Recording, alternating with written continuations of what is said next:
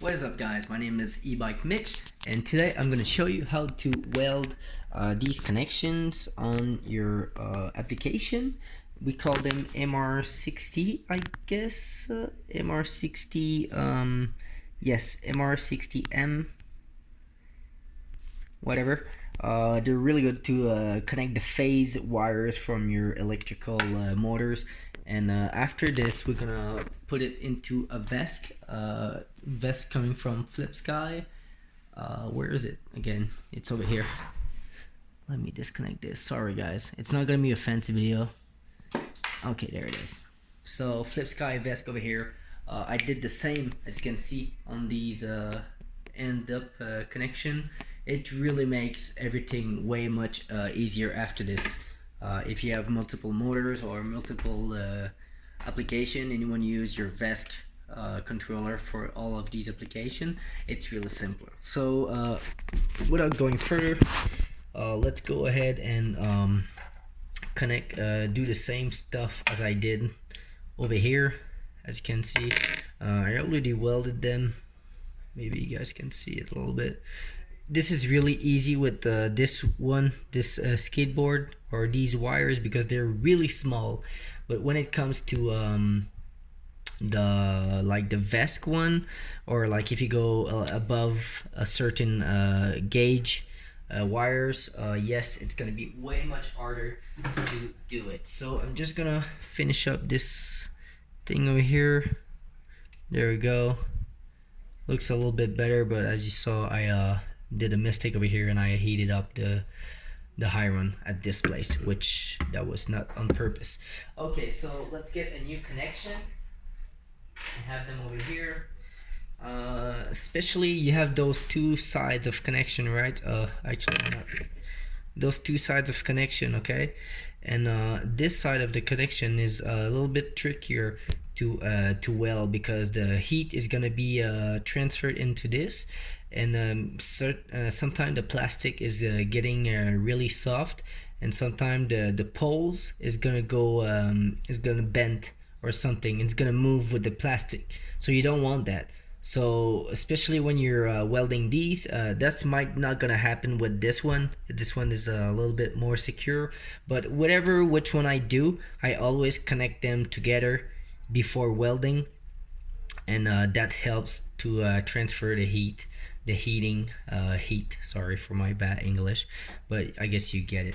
So let's go, guys. Let's apply some iron in here. So I'm using some typical wire. There's a little trick also. Actually, the best way to do it is when these connectors are standing up like this, so you can just fill up the little hole in there and put your connection into it. So let's zoom back a little bit. Let's cut these wires first, these connections. There we go. Then okay, you want to add up also the little protection like this. Usually you can just put on some heat shrink also. It's a good time to do it, but you don't really require these. You can also fill at the end when you finish soldering. You can also fill this up of silicone if you want to, and it can make a really good waterproof connection for you. So let's cut these wires. Little wire cutter over here, or stripper, I guess. Ding.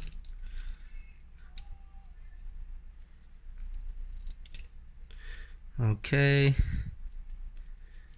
this one is almost done. Let's do the other one now. This is a really cheap wire cutter. I highly suggest you to get that. It can deal pretty much with all the wires you're gonna work with in your application, and it's basically the cheapest. So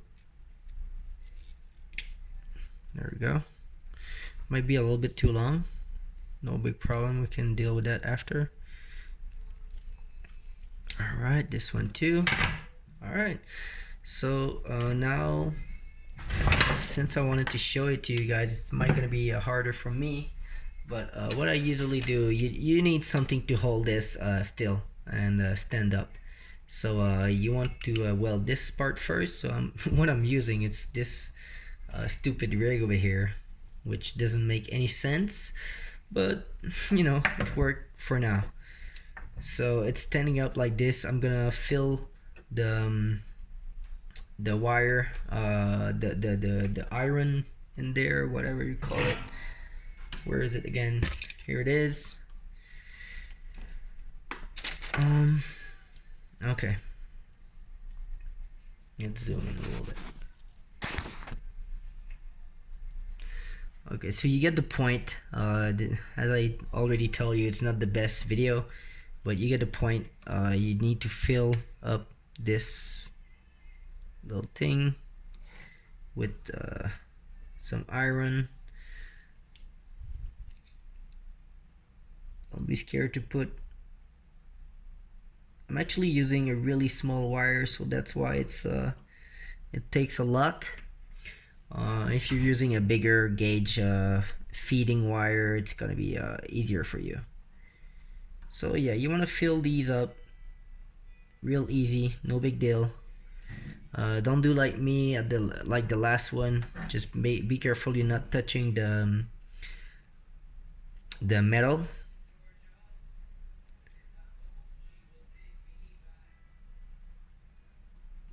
You want to take your time. There's a lot of heat. You're dealing with a lot of heat over here. You don't want to damage your connection also. It's hard to get those connection over here. Obviously need to go to online stores to do that. So yeah. So put enough to make sure that your wire is gonna stick into this. Right now I'm dealing with really small wires, so it's really simple to do it. Like I told you, I don't know if I just told you before, but when I tried to weld that on the vesc, the wires are way much bigger, and yes, it's really harder to fit this thing through it. But with the small wires like this, you can basically just dip it right inside, so it's so much easier, guys. So I just want to make sure. So since I'm doing this technique, as we can say, I'm just gonna make sure I'm gonna fill up enough the holes to make sure they're ready to bring this wire. So I'm not even you should do it. You should put some wire, some metal inside of this. I'm not even doing it just for the purpose that I don't care about this thing. And also it's just because this wire is so small that actually it makes sense that you can just dip it inside of that, and it just goes. So let's try with the first one. Okay, so heating up, it's liquid. Let's try to put it in there. There we go. I like to blow on it a little bit, and as you can see, it stick into it. That's why it's so easy with those small wires. They go straight inside. Really easy to do it. It's possible to do it with other wires bigger, but just prepare to have a little bit more patience, and maybe cutting the wires a little bit it's a good idea to do it. So right now I'm almost losing hands because I'm gonna need a little bit more grip. Oh, it's so hot. The smoke is really hot. I don't know why. Alright, so let's dip this one too if he wants to. Really tricky on that one. A little bit harder. I don't know if I got my welding right. Oh no, I didn't. So we're gonna put a little bit more inside of this one. Feels like it's a little bit poor. I don't know. Let's see what's going on.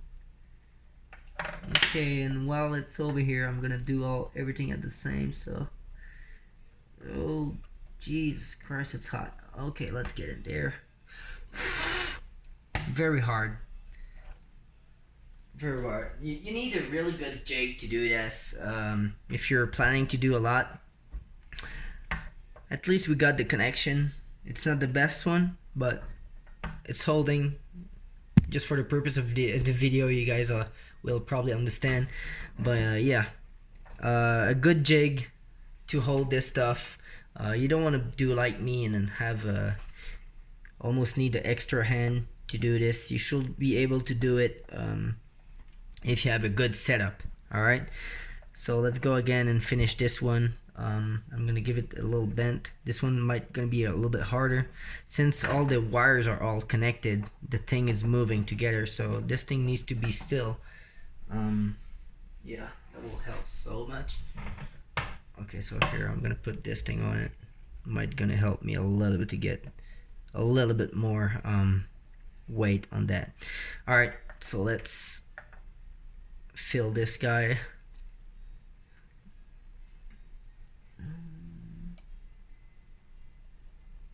Okay, I'm gonna try to leave it over here, try to do everything at the same time like crazy guy.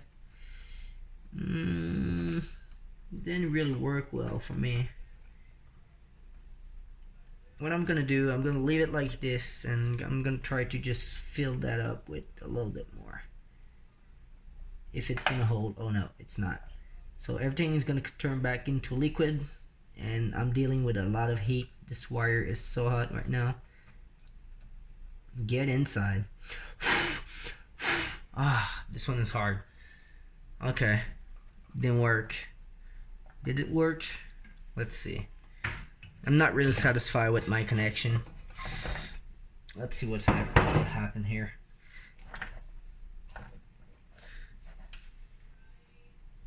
Oh, it's actually not so bad. It looks really steady. When you're gonna deal with bigger wires, you just want to check out if the wires are actually moving. Oh, this is so hot. Actually moving from the thing, and these wires are so small that they get into the connection. So when they're welded, they're welded. It's actually a good job. Not a crazy good job, but I was attending that my green connection over here was not good. It's actually not so bad. So let's put this over. Now it's been 12 minutes for the video. I hope you guys are still here. So we're gonna take this two beautiful connections and we're gonna plug them into the vesc, and after this we're gonna put them into the computer and we're gonna connect everything and make it work. And this way we might gonna have a little idea on how to connect your vesc or connect your stuff. So let's go. Okay, so you want to bring this close to your computer. Once again, I'm gonna leave you guys over here, so I'm not gonna see what's gonna happen. Okay, so computer's here. Let's get the vesc. It's over here.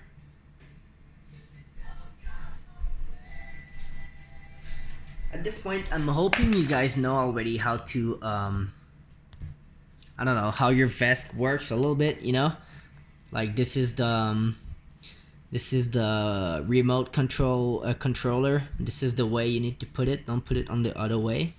Everything makes sense, you know? It's real sense stuff. So look how cool it is now to connect this stuff. Voila. And voila. Okay, there you go.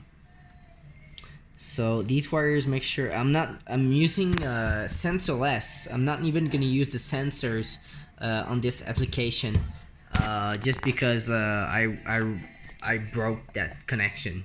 But anyway, the motors, the vesc tool and all the stuff can make it work without the sensors. So let's go and do that. So actually first you need to connect your vesc to a compatible battery. My vesc can hold up to all the way up to 60 volt, but that's the maximum. So you want to go lower than this. You want to have a, I'm running a 13S right now, so it might gonna be, no, actually this one is a 10S. Sorry guys, very misleading. But yeah, make sure that this is also closed. I'm gonna connect the battery. Okay, now I can push the power. So I want you guys to see the lights. There we go. And as the power goes in and your USB is plugged in, you should be able to open your vesc tool and do all the stuff. So let's go ahead and do this. Okay, I'm gonna zoom in for you guys. I know it's gonna be hard to see this with the camera. Okay, so let's go to welcome. I'm gonna wait. Okay, so you want to go on the first bar over there that says welcome and wizard. Okay, then you're gonna go to auto connect, which is over here. Auto connect, sorry. Okay, this one here. Okay, so auto connect. Now we're connected. Now you want to set up the motor, so you click on setup motor fuck. You always, if you're using a electric skateboard like this, it's always going to be this medium outrunner. The battery is a 10S. 10S, let's put it to, I'm not sure about the milliamps, but I think it's something about 40, but let's give it to 15. That's not a big deal. The big deal is more saying that you have a 10S. That's better. Jesus Christ, this is wrong. Can't write anything now. Wow, okay. Just gonna put something in default 90 amps. That doesn't do anything. It's more for the 10S. Okay, so I'm direct drive. Wheel diameters, it's smaller than this, but whatever. Let's put it to default. Now you can say run detection. As soon as you're gonna press that, the motor, it's gonna tell you it's gonna move the motor. So you want to make sure that the little motors are gonna be in the safe position to turn. Okay, now you're gonna press run detection. Yes, yes, yes. And there we go.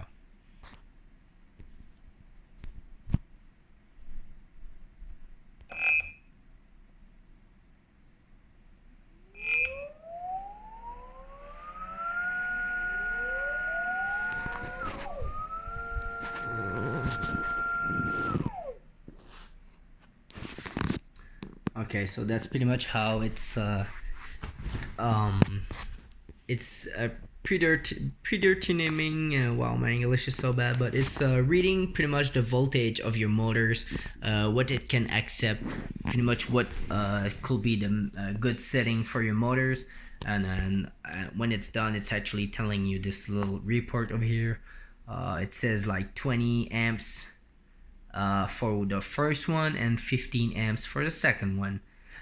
That's pretty much what it is. Okay, so before you want to go finish, you want to make sure that these two are going on the same way and on the good way you want it to. So usually make sure you're not confusing when your board is all the way up around.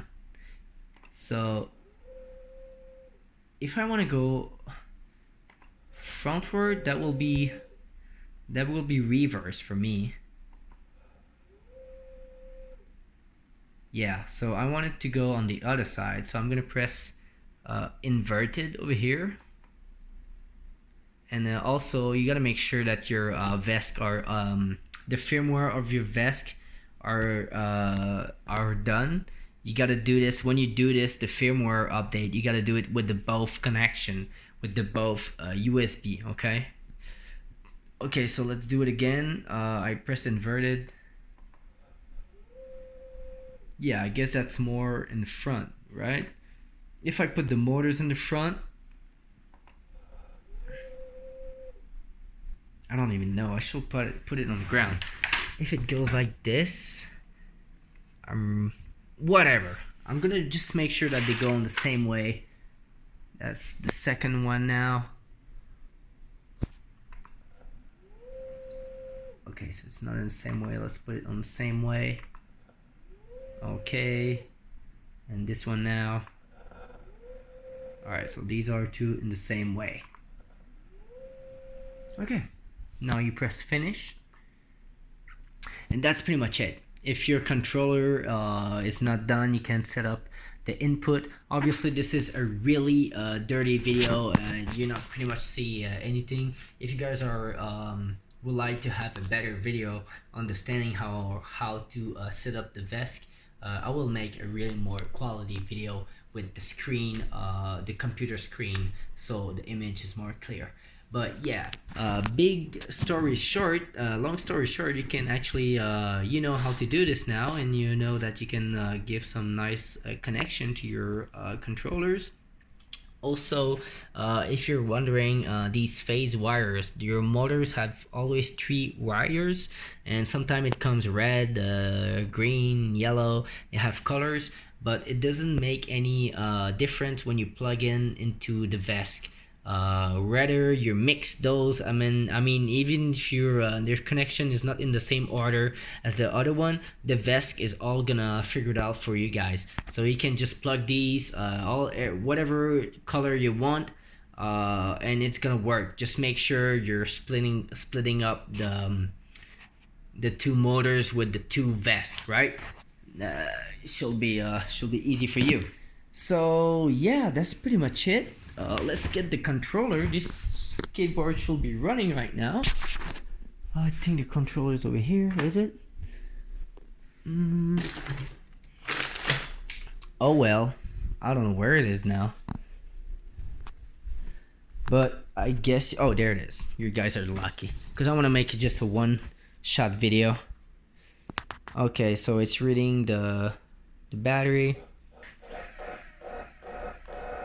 Wow, one is running, the other one is not. That's funny though.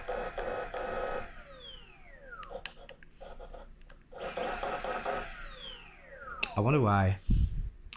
I don't know. Actually, I really don't know why. But it should be working. There's probably just a little ouch, that was running. Jesus Christ. I was just not seeing it. Oh my god, it was running. Okay. It's so fast, I was not seeing it. But these 2 engines are running. I put my finger into that fucking wheel. That's alright. So as you see, guys, I wish you can just go try this. Looks like it runs really good. But it's raining outside, so all I had to do is a video. So I hope you guys enjoyed this video. Once again, if you guys want to have a real video on how to set up the vesc, there's a lot of configuration when it comes to setting up your vest. Okay, a lot of configuration when you want to split up for each motor. So let's say you have 4 motors, you want to make sure you split up the battery input good enough. So if you're using a battery pack that has let's say 30 amp discharge maximum or whatever it is, I have a battery pack that have a Ebike battery pack that's running a little fuse in there.